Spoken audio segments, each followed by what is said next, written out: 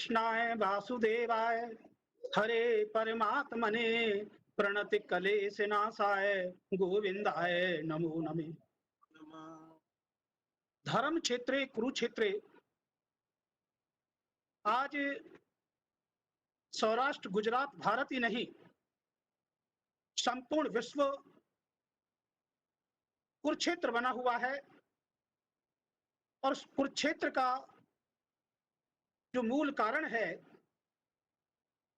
इस समय आतंकवाद, अराजकता और वर्तमान में कोविड-19 कोरोना, इससे मानव जाति भयभीत, अशांत और पीड़ित हो रही है।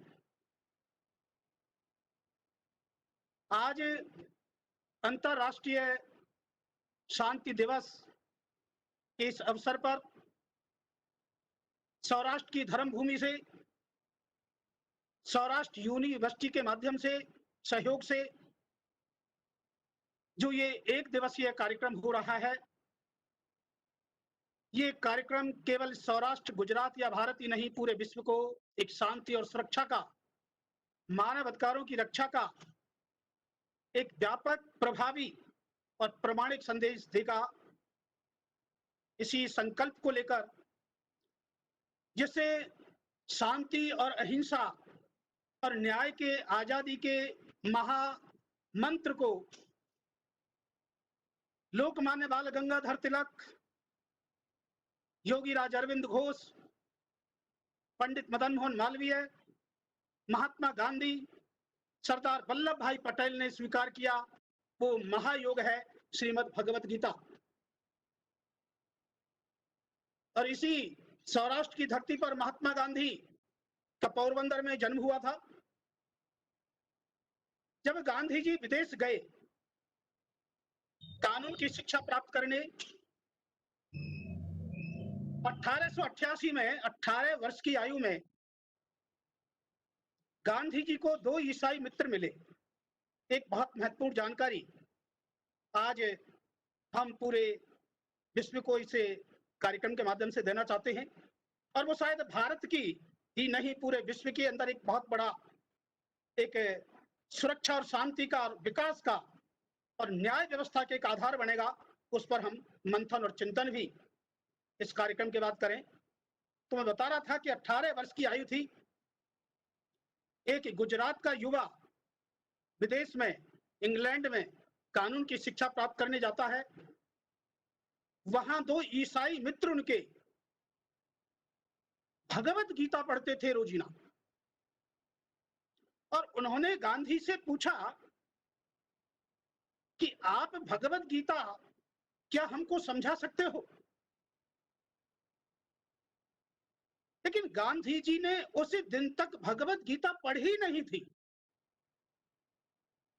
उनके किसी परिवार के किसी सदस्य ने, किसी मित्र ने, किसी धर्माचार्य ने, किसी रिश्तेदार नातेदार ने 18 वर्ष तक गांधी जी को गीता के बारे में कुछ बताया ही नहीं। लेकिन इंग्लैंड में 2 ईसाई मित्र उनसे गीता की बात कर रहे हैं, और खाली बात नहीं कर रहे, बड़ी श्रद्धा से वो उसका अध्ययन कर रहे हैं। और वो हिंदू होके, भारत के होते हुए गीता से अछूते हैं। तो गांधी जी की एक प्रकृति थी कि अगर कोई बात उनको दिल पे लग गई तो वो तुरंत उसको व्यवहार में लाते थे। इसी प्रकृति के कारण महात्मा गांधी ने उस समय इंग्लैंड में भगवत गीता खरीदी, लेकिन वहां गुजराती या हिंदी या दूसरी भाषा में तो मिलने से रही। अंग्रेजी भाषा में एक अनुवाद उनको गीता का मिला, एडविन अर्नाल्ड का, वो गांधी जी के आत्मकथा में लिखा हुआ है। ये सारी घटना 1888 की बात है। और एडविन अर्नाल्ड का जब गीता अनुवाद गांधी जी 18 वर्ष की उम्र में एक कानून का विद्यार्थी पढ़ना चालू करता है, कानून का विद्यार्थी, तो दूसरे अध्याय के स्थित प्रज्ञ के जो अंतिम 19 श्लोक हैं, 62 और 63, वो गांधी जी के मन को छू गए। और गांधी जी के अंदर एक चिंतन और मंथन चलने लगा और गांधी जी ने बास बेसिन के ऊपर इन दोनों श्लोकों को लिख दिया।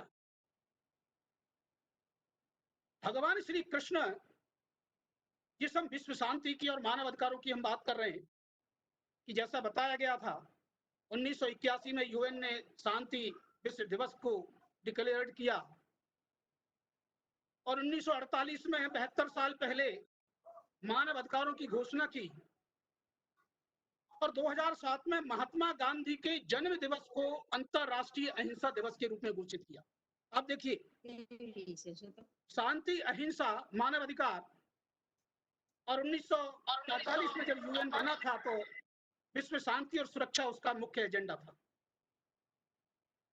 गांधी जी ने जो 2 श्लोक लिए, दूसरे अध्याय के 62 और 63 श्लोक, एक युवा कानून की शिक्षा प्राप्त करने वाला एक गुजराती भाई पोरबंदर से जो गया था, तो भगवान श्री कृष्ण ने द्वारकाधीश से वैष्णव संप्रदाय के माध्यम से जुड़ा हुआ था। तो जगत गुरु महायोगेश्वर भगवान श्री कृष्ण की 2 श्लोक बड़े महत्वपूर्ण गांधी जी को लगे। मैं इनको थोड़ा हिंदी में आपको बताना चाहूंगा और आप इनको नोट भी कर सकते हैं कि इन 2 श्लोकों ने गांधी जी का जीवन दर्शन बदल दिया। भगवान श्री कृष्ण, जिनको हम जगत गुरु मानते हैं, महान राजनीतिज्ञ मानते हैं, वो कहते हैं किसी विषय का चिंतन करने से उस विषय के प्रति आसक्ति होती है, आसक्ति से उस विषय की कामना उत्पन्न होती है, डिजायर। कामना में विघ्न पड़ने से क्रोध उत्पन्न होता है, क्रोध से मूढ़ भाव उत्पन्न होता है, मूढ़ भाव से स्मृति में, मेमोरी में भ्रम पैदा हो जाता है, अर्थात मैं कौन हूं, कहां हूं, क्या बोल रहा हूं, क्या नहीं बोल रहा हूं, क्या कर रहा हूं, क्या नहीं कर रहा हूं, इसकी जो विवेक शक्ति है, जो बुद्धि है, वो नष्ट हो जाती है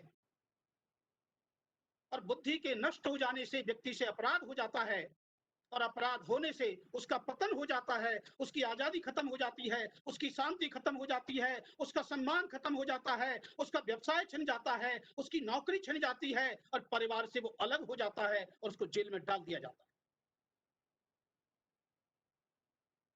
ये गीता के 2 श्लोक, स्थित प्रज्ञ के 62-63 श्लोक गांधी जी के अंदर एक आत्म चेतना का आधार बने। उस आत्म चेतना के सतत विकास में, चिंतन में गांधी जी को ये लगा कि अगर हिंसा होती है तो शांति नहीं रहेगी। अहिंसा का और शांति का अटूट संबंध है और हिंसा के पीछे क्रोध मूल कारण है और क्रोध का मूल कारण है विषय की आसक्ति, अटैचमेंट। इसलिए गांधी जी ने 41 वर्ष के अध्ययन के बाद, चिंतन के बाद, मंथन के बाद, जब 12 मार्च 1930 को साबरमती से दांडी मार्च चालू किया था, तो गांधी जी ने अनासक्त कर्म योग के रूप में, अनासक्त योग के रूप में भगवत गीता लिखी गुजराती में। और गांधी जी ने स्पष्ट लिखा उसकी प्रस्तावना के अंदर कि लोगों के अंदर बढ़ता व्यभिचार, लोभ, अराजकता, ये एक ऐसी चीज है जो व्यक्ति को शांति, सम्मान, आजादी से वंचित कर रही है। तो मैं चाहता हूं कि इसे अनासक्त योग को गुजरात का हर स्त्री पुरुष पढ़े, ऐसा उन्होंने लिखा है उस किताब के अंदर, जिससे जो व्यभिचार, जो भ्रष्टाचार, जो अराजकता, जो अपराध, जो चोरी, जो डकैती की मानसिकता जो डेवलप होती है, उससे वो मुक्त हो सके और अपने जीवन को सफलता सार्थक बना सके। ये उनकी प्रस्तावना में है। और जिस दिन दांडी मार्च चालू हुआ था, उस दिन प्रत्येक यात्री के हाथ में भगवत गीता का अनासक्त कर्मयोग रखा गया था और पहली पुस्तक भी गांधी के हाथ में छपकर आई थी। वो 12 मार्च 1930 का दिन था, साबरमती। अब गांधी जी ने हिंसा मुक्त जीवन को शांति का, सम्मान का, आजादी का आधार दिया, विकास का आधार दिया, सद्भावना का आधार दिया, हम गांधी को राष्ट्रपिता मानते हैं। यूएन 2007 में 13 वर्ष पूर्व गांधी जी के संदेश, सिद्धांत, नीति, आदर्श के पालन की प्रेरणा लेने की अपील करता है पूरे विश्व से। गांधी दर्शन, गांधी चेयर के रूप में अनेकों यूनिवर्सिटियों के अंदर कार्यक्रम होते हैं, लेकिन उनके बीच में कहीं भगवत गीता की बात होती है क्या? अगर गांधी जी के जीवन में भगवत गीता को निकाल दिया जाए तो क्या बचेगा? गांधी जी स्वयं कहते हैं, भगवत गीता मेरी माता है, मेरा मार्गदर्शक है। और जब मैं अशांत होता हूं, इस अंतरराष्ट्रीय शांति दिवस पर देखिए महात्मा गांधी क्या कहते हैं, जब मैं अशांत होता हूं, आशा की कोई किरण मेरे को नजर, उस समय मैं भगवत गीता की शरण लेता हूं, और कोई न कोई श्लोक ऐसा मिल जाता है कि मैं संकट काल में भी मुस्कुराने लगता हूं। गांधी जी ने घोषित किया है, तो अगर हम अंतरराष्ट्रीय शांति दिवस पर, जबकि 2 अक्टूबर को ही गांधी जयंती पर अंतरराष्ट्रीय अहिंसा दिवस मनने वाला है, तो क्या शांति और अहिंसा के इस संबंध को हम गांधी जी से जोड़कर और भगवत गीता से जोड़कर ये सौराष्ट्र की धर्मभूमि, जहां द्वारकाधीश और सोमनाथ मंदिर मौजूद है, इस भगवत गीता के तत्व दर्शन को मानव और विश्व कल्याण का आधार बनाकर क्या एक दिशा, एक मार्गदर्शन, और चाहे कोविड-19 कोरोना का हो, भगवत गीता ने स्पष्ट किया है कि अगर आपके भोजन की, आपके विचारों की, आपके आचरण में शुद्धि है तो कोरोना आपका कुछ नहीं बिगाड़ सकता। हमारे खान पान में बहुत बड़ी विकृति हो गई है। भगवत गीता का सीधा सिद्धांत है कि ये जो व्यक्ति है और जो विश्व है, इन दोनों का अटूट रिश्ता है। ये जड़ और चेतन, प्रकृति, व्यक्ति जो है वो विश्व का सर्वोत्तम चेतन संसाधन है, सर्वोत्तम विश्व का चेतन संसाधन है, और व्यक्ति का सर्वोत्तम चेतन प्रकृति या संसाधन है वो आत्मा। मूल बिंदु पर आइए, क्योंकि यूनिवर्सिटी एक रिसर्च एंड डेवलपमेंट की, एक ह्यूमन रिसोर्स डेवलपमेंट का एक बहुत बड़ा केंद्र होता है। अब गांधी और भगवत गीता के इस दर्शन को देखने का प्रयास कीजिए मानव अधिकार और विश्व शांति के संदर्भ में। मतलब विश्व का चेतन संसाधन है व्यक्ति, और व्यक्ति का चेतन संसाधन है आत्मा। हम कैसे मान ले? गांधी जी ने कहा कि आत्मज्ञान, गीता के जो अंतिम 19 श्लोक हैं दूसरे अध्याय के स्थित प्रज्ञ के, गांधी जी ने घोषणा किया है कि समस्त धर्म, विश्व के जितने भी धर्म के रूप में हम जिनको समझ सकते हैं, उस सारे धर्म के, विश्व धर्म के समस्त सिद्धांत, दर्शन इन 19 अंतिम गीता के श्लोकों में आ जाता है। ये गांधी जी ने कहा है, लिखित में है। और भगवान श्री कृष्ण ने गीता के तीसरे अध्याय के 42वें श्लोक में एक बहुत बड़ी घोषणा की है। हम सबके पास शायद घरों में भगवत गीता होगी, नहीं है तो खरीद लेना, और खरीदने का नहीं जा सकते कोरोना में तो ऑनलाइन देख लेना। तीसरे अध्याय के 42वें श्लोक में जगत गुरु महायोगेश्वर श्री कृष्ण की घोषणा देखिए आप। अध्याय 3 श्लोक 42, 5156 वर्ष पूर्व, खाली शांति और सुरक्षा मानव अधिकार की बात खाली आज की नहीं है, 100 से 400 साल की। 5156 वर्ष पूर्व महान राजनीतिक श्री कृष्ण कहते हैं कि ये जो मानव संसाधन विकास की हम बात करते हैं, जो पूरा डिपार्टमेंट्स बना हुआ है यूनिवर्सिटियों का, व्यक्ति को 5 भागों में विभाजित किया भगवान श्री कृष्ण। नंबर 1 शरीर, बॉडी, जिसको सब केंद्र मानकर उसी की सुरक्षा के लिए हम पूरी व्यवस्था बनाते रहते हैं, टेक्नोलॉजी। और दूसरा इंद्रियां, आंख, कान, हाथ, पैर, मुंह वगैरह सारी। नंबर 3 मन, नंबर 4 बुद्धि, और नंबर 5 आत्मा। ये 3 का 42वां श्लोक है। और इसी एक श्लोक में श्री कृष्ण की घोषणा देखिए आप, शरीर से इंद्रियां, इंद्रियों से मन, मन से बुद्धि और बुद्धि से आत्मा अत्यंत श्रेष्ठ, सूक्ष्म और बलवान है। तत्व दर्शन गीता। आत्मा बुद्धि से अत्यंत श्रेष्ठ, सूक्ष्म, बलवान है। और अगले श्लोक में तीसरे अध्याय के 43 में अंतिम श्लोक में भगवान कृष्ण कहते हैं, अतः हे अर्जुन अर्थात हे मानव विश्व के, तो इस बुद्धि से भी अत्यंत श्रेष्ठ, सूक्ष्म और बलवान आत्मा को जानकर अर्थात आत्म ज्ञान, सेल्फ नॉलेज, उसको जान पहले, और उसको जानकर बुद्धि के द्वारा मन को नियंत्रित कर। ये सारी अपराध की समस्याएं गुप्ता जी मन की समस्याएं हैं, मनोरोग है ये। और जब तक ये मन शांत नहीं होगा, नियंत्रित नहीं होगा, कितनी भी टेक्नोलॉजी और लॉ बना लीजिए, अपराध नहीं रुक सकता।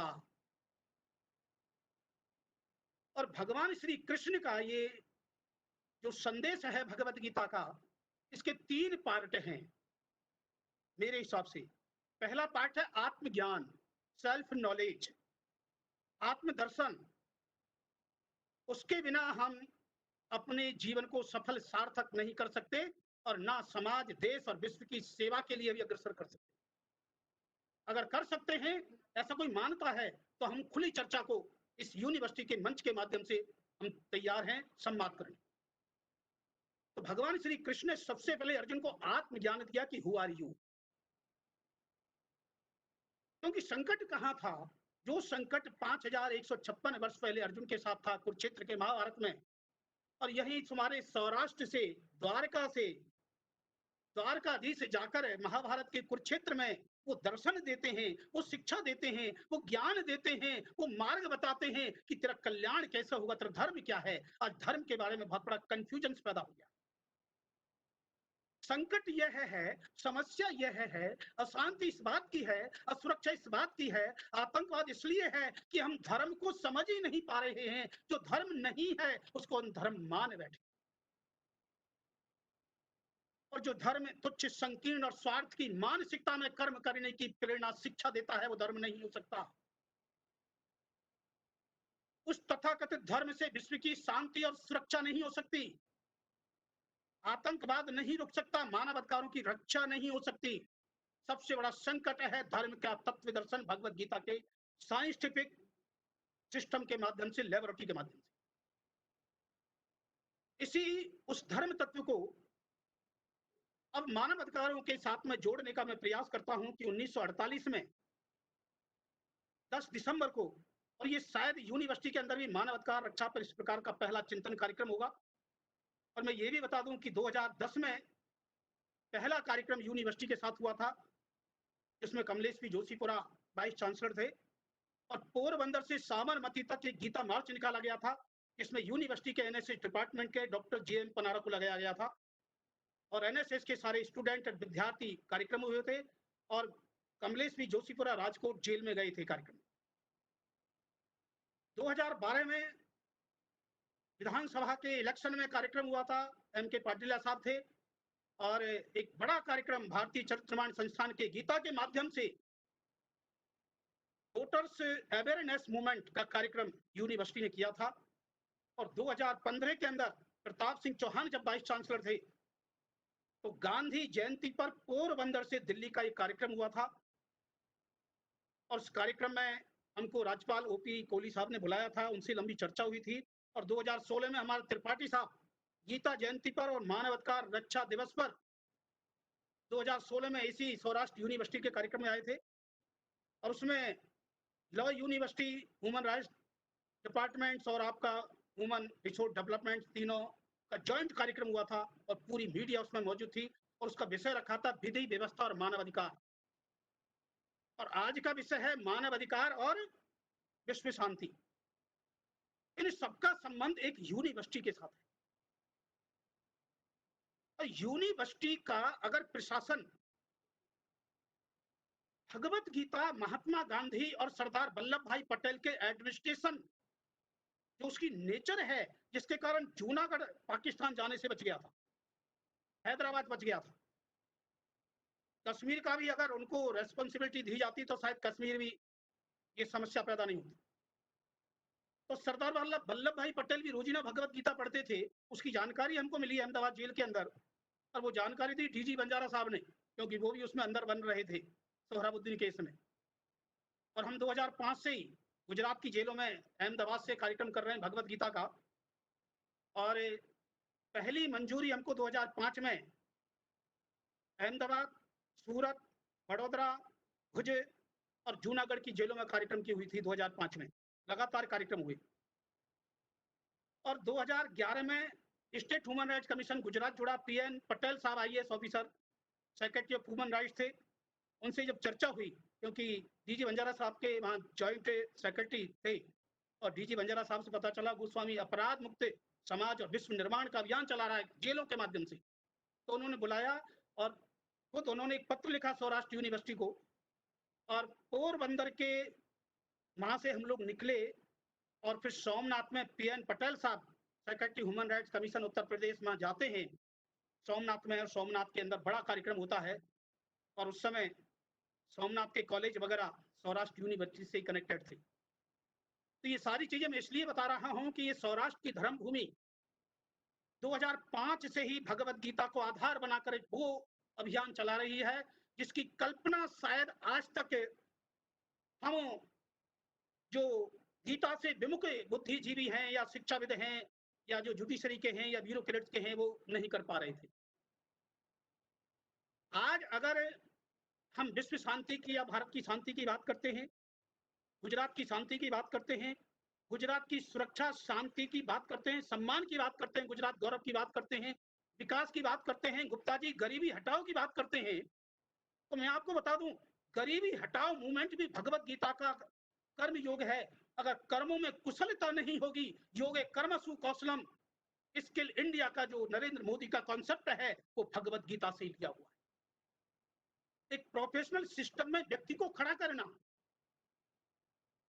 और इसके बिना हम कितना भी उसको संसाधन दे दें, अगर उसकी हमने वो कर्म योग की शिक्षण प्रशिक्षण की व्यवस्था नहीं की, तो खाली हम सुविधाएं दे देने से, नौकरियां दे देने से, टेक्नोलॉजी दे देने से, संविधान कानून बना देने से एक व्यक्ति, एक समाज, एक राष्ट्र, विश्व का कल्याण अर्थात शांति, सुरक्षा और आजादी क्या हम उसको गारंटी पत्र नहीं दे सकते। अब मैं ह्यूमन राइट डिक्लेरेशन पर आता हूं कि उसकी प्रस्तावना जो है उसके 3 बिंदु मैं आपके सामने लेना चाहूंगा, क्योंकि मानव अधिकार और विश्व शांति को हम लोग रख रहे हैं। पहला ही जो बिंदु है ह्यूमन राइट डिक्लेरेशन का, यूएन का 1948 का, उसमें क्लियर लिखा हुआ है कि विश्व की शांति, न्याय और आजादी, अर्थात विश्व शांति, न्याय और आजादी, उसकी बुनियाद मानव परिवार के समस्त सदस्यों को समान मानव अधिकार की स्वीकृति है। हम सब मानव अधिकार के डिपार्टमेंट के माध्यम से काम कर रहे हैं। त्रिपाठी साहब हमारे साथ जुड़े हुए हैं जो स्टेट ह्यूमन राइट्स के चेयरमैन हैं। तो मैं यूएन के ह्यूमन राइट डिक्लेरेशन के प्रस्तावना का पहला पैरा बता रहा हूं कि विश्व शांति, आजादी और न्याय का आधार समस्त मनुष्य समुदाय के समान मानव अधिकारों की स्वीकृति को दिया है। और पैरा 3 में स्पष्ट रूप से यूएन कहता है 1948 में कि मानव अधिकारों की रक्षा कानून द्वारा अनिवार्य है, कंपलसरी है। इसका मतलब कानून का काम क्या है? शासन प्रशासन। इसका मतलब शासन प्रशासन का लक्ष्य क्या हुआ? मानव अधिकारों की रक्षा। और मानव अधिकारों की रक्षा उस समय तक नहीं हो सकती, जैसा गुप्ता जी ने बताया, जब तक अपराधों पर नियंत्रण नहीं होगा, अपराध मुक्त समाज का निर्माण नहीं होगा। और अपराध मुक्त समाज निर्माण का आधार है शिक्षण प्रशिक्षण, अर्थात यूनिवर्सिटी अपराध मुक्त समाज, राष्ट्र और विश्व निर्माण का एक सर्वोत्तम सेंटर है, एक लेबोरेटरी।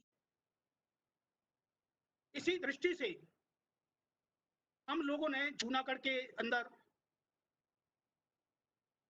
भक्त कवि नरसिंह मेहता यूनिवर्सिटी में महाराणा ये आपका स्वामी विवेकानंद जयंती पर 2 दिवसीय कार्यक्रम किया था 2017 में, जिसमें 20 शिक्षक सौराष्ट्र यूनिवर्सिटी के और 20 शिक्षक जूनागढ़ में नरसिंह मेहता यूनिवर्सिटी के थे। उस 2 दिवसीय कार्यक्रम में पूरे की पूरे सत्र चले और उसमें ये निर्णय हुआ कि भगवत गीता सौराष्ट्र, गुजरात, भारत और विश्व में मानव अधिकारों की रक्षा और सुरक्षा, शांति, विकास और आजादी और न्याय व्यवस्था का घोषणा पत्र, उस पर सबके साइन हुए। और 2 शिक्षक सौराष्ट्र यूनिवर्सिटी के कलाधर आर्य और एक एनएम खंडेलवाल थे, जो मैनेजमेंट भगवत गीता पढ़ाते थे। वो दिल्ली आते हैं 25 दिसंबर को, एक डिक्लेरेशन जारी होता है और दोनों के साइन होते हैं उसको ऊपर। ये दस्तावेज और ये जानकारी एक ऐतिहासिक मैं आपको इसलिए दे रहा हूं कि हम सौराष्ट्र की धर्म भूमि से पूरे देश और विश्व को शांति और सुरक्षा का, मानव अधिकारों की रक्षा का और आतंकवाद विश्व निर्माण का एक कार्यक्रम, एक प्लान, एक टारगेट दे रहे हैं और सौराष्ट्र उसका नेतृत्व करेगा। उसके पीछे भी एक मंथन हुआ पठानी साहब। वो मंथन क्या हुआ कि पूरे विश्व का केंद्र जो है मानव कल्याण का, वो भारत है और भारत का केंद्र है गुजरात, धर्म के क्षेत्र में, जिसको हम धर्म कहते हैं एक्चुअली। लेकिन वो अलग बात है कि जो धर्म ही नहीं है उसको हम धर्म मान लें और उसी पे सारी योजनाएं बनाने लगे तो विनाश और बर्बादी और आतंक के सिवा कुछ नहीं मिलेगा।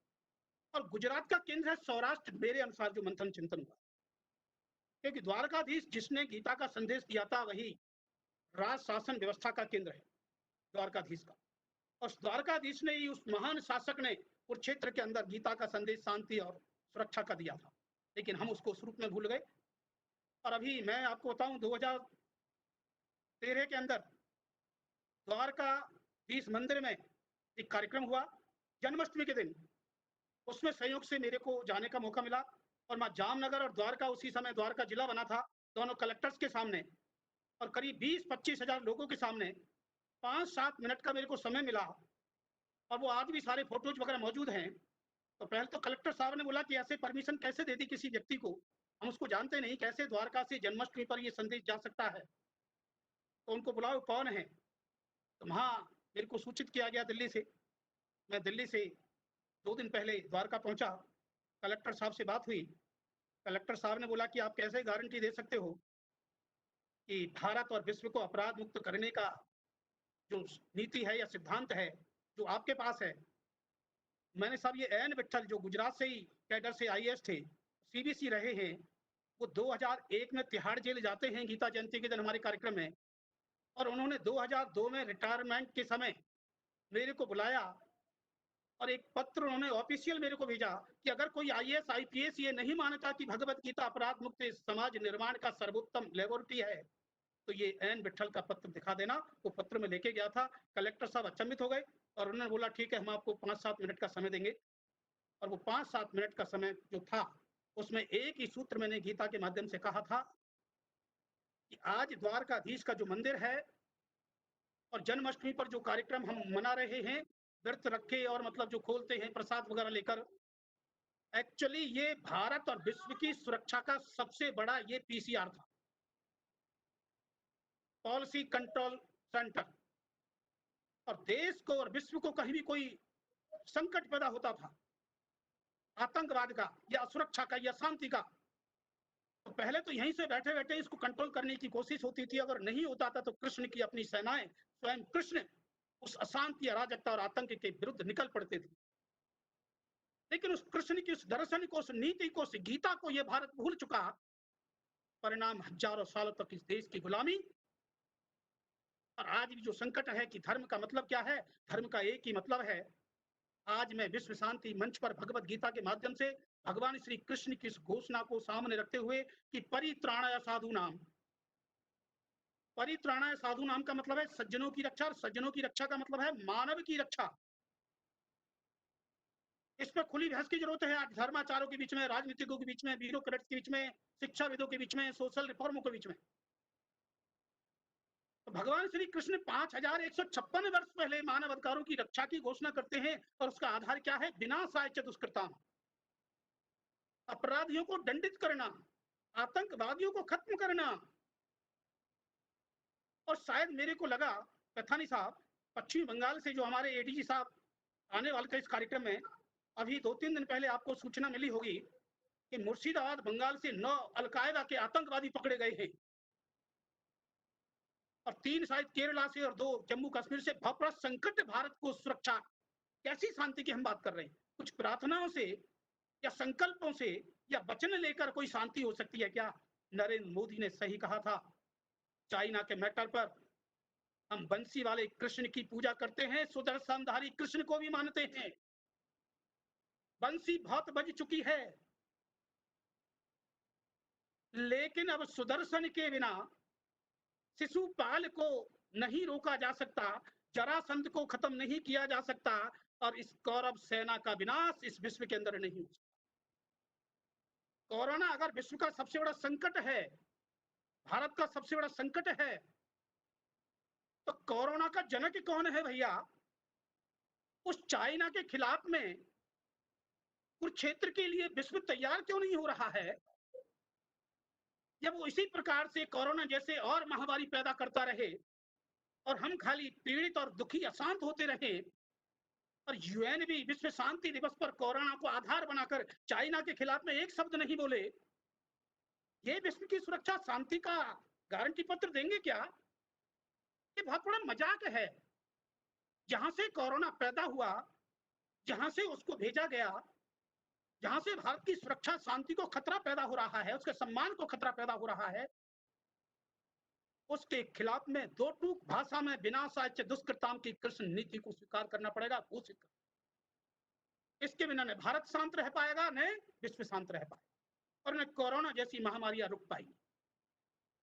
और इसी ह्यूमन राइट डिक्लेरेशन के अंदर आर्टिकल 1 में, आर्टिकल 1 में गीता को जोड़ना चाहूंगा, जो 3 का 42 मैंने जोड़ा था, शरीर से आत्मा का। तो यूएन आर्टिकल 1 में कहता है हर व्यक्ति के पास आत्मा और बुद्धि है। ये यूं ने लिखा है 48 में, 72 साल पहले। इसलिए हर व्यक्ति को विश्व बंधुत्व की भावना से, भाईचारे से व्यवहार करना चाहिए। अब पैथानी साहब, हर व्यक्ति की बुद्धि और आत्मा समान विकसित है क्या? अगर समान विकसित है तो फिर शिक्षा की और यूनिवर्सिटियों की जरूरत क्या है? तो जब तक आत्मा और बुद्धि का विकास नहीं हो, तब तक उसको मानव माना जा सकता है क्या और वो अपराध से रुक सकता है क्या? व्यक्ति कर्म से और विचार से दानव और मानव होता है। जिसकी वैचारिकता दानव की हो, जिसके कर्म दानव के हों, जो गैंग रेप में लगा हुआ हो, व्यभिचार में लगा हुआ हो, आतंकवाद में लगा हुआ हो, षड्यंत्रों में लगा हुआ हो, कोरोना फैलाने में लगा हुआ हो, उसको हम मानव कहेंगे क्या? और अगर कहेंगे तो हमसे बड़ा अज्ञानी और मूर्ख शायद कोई दूसरा नहीं होगा। मानव कौन और दानव कौन? यहां संकट क्या है विश्व का? और विश्व का ही नहीं, यूएन का संकट जो लीडरशिप कर रहा है, वो संकट यह है कि वो दानव को भी मानव मान रहा है। क्योंकि भगवान श्री कृष्ण 16वें अध्याय के अंदर स्पष्ट कहते हैं 5वें श्लोक में कि इस पृथ्वी पर 2 प्रकार के मनुष्य हैं, एक दानवीय प्रकृति वाले, एक मानवीय प्रकृति। दैवी और आसुरी संपदा, संपदा मतलब चेतना और विवेक। तो अगर हम यूएन के आर्टिकल 1 को देखें कि अगर चेतना, आत्मा का मतलब चेतना और बुद्धि का मतलब विवेक, अगर इसकी विकसित करने की योजना शिक्षा केंद्र की, यूनिवर्सिटियों की नहीं बनेगी और सबसे पहले शिक्षाविदों से, प्रोफेसर से खुली चर्चा की जाए कि हम मानव संसाधन विकास के पहरेदार बन रहे हैं या दानव संसाधन विकास कर रहे हैं या व्यभिचार और भ्रष्टाचार को आगे बढ़ा रहे हैं। जो शिक्षा का उद्देश्य आपका ज्ञानार्थ प्रवेश और सेवार्थ प्रस्थान हुआ करता था, आज बड़े बड़े डिग्री होल्डर्स ये देखते हैं उसका पैकेज क्या है, उसको देश से उससे भी मतलब नहीं है। जहां ज्यादा मिलेगा वहां जाऊंगा, जिस दूसरी डिपार्टमेंट में वहां जाऊंगा। अरे भैया, तू मानव को अपने आप में समझ तो सही कि तू है क्या? और ज्यादा पैसे मिलने से तेरी शांति मिल जाएगी क्या? तेरी को सुरक्षा हो जाएगी क्या? महिला सुरक्षा, सम्मान और आजादी रुक जाएंगी क्या? आज जिस प्रकार से पूरे देश के अंदर महिला सुरक्षा, शांति और आजादी को खतरा पैदा हो गया है, उसको रोकने का एक ही माध्यम है, पुलिस प्रशासन और मानवाधिकार आयोग यूनिवर्सिटियों के साथ मिलकर आत्मिक और मानसिक बौद्धिक विकास की एक पूरी योजना तैयार करे और शासन प्रशासन में बैठे व्यक्तियों को दो टूक भाषा में बताए कि तुम्हारे लक्ष्य अगर पूरे नहीं होंगे, और लक्ष्य क्या है गुप्ता जी? अपराधों पर नियंत्रण। अगर जिले में नहीं हुआ तो कलेक्टर्स और एसपी जिम्मेदार होंगे, और खाली लॉ से काम नहीं चलेगा, उनको स्कूल कॉलेजों के अंदर जाना पड़ेगा। और मैं आपको बता दूं कि 2016 में सौराष्ट्र यूनिवर्सिटी के 5 प्रोफेसर राजकोट पुलिस मुख्यालय कमिश्नर के ऑफिस में गए थे। वहां पुलिस अधिकारियों के बीच में और शिक्षकों के बीच में संवाद हुआ था, जिसमें मैं भी मौजूद था। और तत्कालीन डीजीपी पीसी ठाकुर साहब ने बाकायदा ऑर्डर दिया था, और झा साहब उस समय कमिश्नर थे। तो यूनिवर्सिटी पुलिस और प्रशासन को एक मिलकर जो लक्ष्य है, और लक्ष्य क्या है? विश्व की शांति और सुरक्षा और मानव अधिकारों की रक्षा। इसको हम लोगों को आत्मसात करना पड़ेगा, स्वीकार करना पड़ेगा। सत्य से अगर हम पीछे हटे तो हम अपना नहीं, अपने परिवार का नहीं, अपने समाज जाति का नहीं, अपने प्रदेश देश का नहीं, पूरे विश्व और मानव जाति के कल्याण में सहायक नहीं हो सकते। ये गीता की चेतावनी है। हम माने या नहीं माने, हम गांधी के नाम पर कितनी भी मूर्तियां बनवा दें, कितनी भी किताबें लिख दें, अगर गांधी के उस दर्शन सिद्धांत अनुभव को, जिसके अंदर उन्होंने अनासक्त योग की किताब लिखी, आज गुजरात उससे विमुख है, उस पर कोई चर्चा नहीं है उस रूप में, तो हम गांधी का सम्मान नहीं कर रहे, उनका अपमान कर रहे हैं। सरदार वल्लभ भाई पटेल ने आजादी के बाद जिस प्रकार से सुरक्षा का और देश के गौरव का और शांति का और न्याय व्यवस्था का जो संदेश दिया था गृह मंत्री के रूप में, वो भगवत गीता का ही परिणाम था। क्योंकि सरदार पटेल रोज भगवत गीता पढ़ते थे, और वो समझो कि कृष्ण के, भारत के वो अर्जुन थे जिन्होंने वो काम किया। और इसी दृष्टि में मैं आपको ये भी बताना चाहूंगा कि हमारे जस्टिस रवि आर त्रिपाठी जी जब विधि आयोग के मेंबर बने 2016 में, तो सुप्रीम कोर्ट में एक कार्यक्रम था। एक वकील जो अपने मित्र थे, और उनसे मुलाकात मेरी तिहाड़ जेल में ही हुई थी मर्डर के आरोप में, वहां से उनसे मुलाकात हुई। तो उन्होंने फोन किया कि गोस्वामी जी ऐसे सुप्रीम कोर्ट के सभागार में कार्यक्रम है, उसमें 5-6 जस्टिस आ रहे हैं, सुप्रीम कोर्ट के और हाई कोर्ट के, उसमें आपको चलना है, हम कुछ प्रश्न करेंगे। मैंने कहा ठीक है, मैं आता हूँ।